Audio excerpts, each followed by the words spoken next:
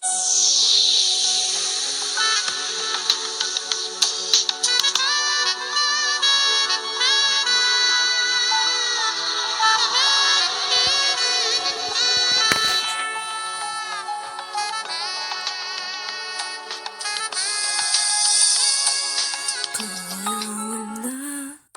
aku bulup uçup жүрөм көл üstüne. Көк асмандын мекенинде балык сымал эркин сүзөм.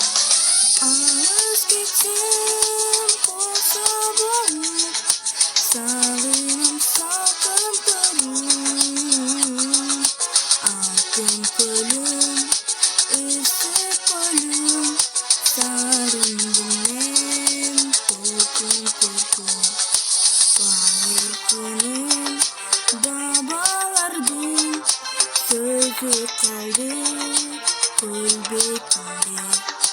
Балалыгым эстен чыкпайт, изим калды көл бетинде.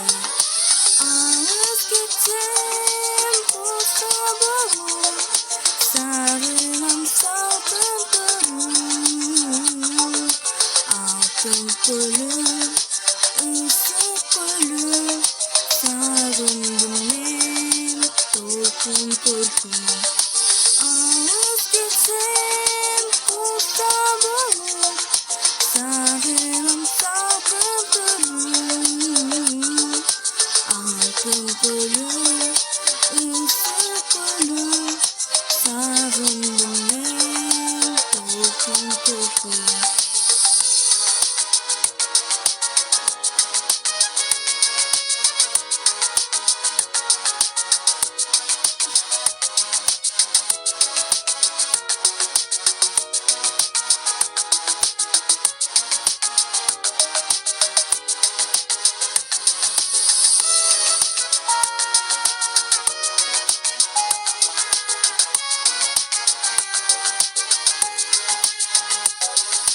Kayağımda uçup baram büyük çokluğun üstüne.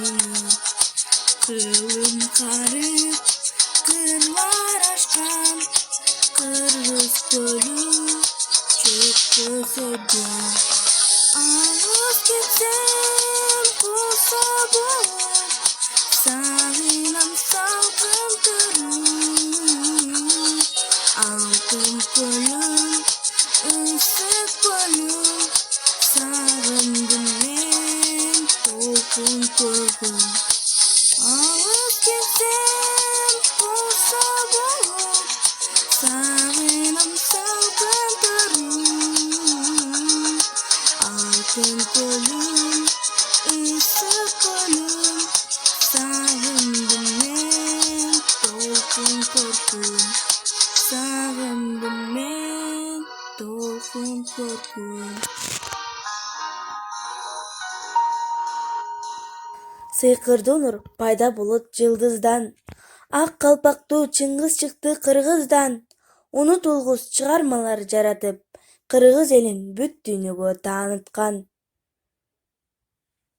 Бакыт кушун алып келди Кыргызга.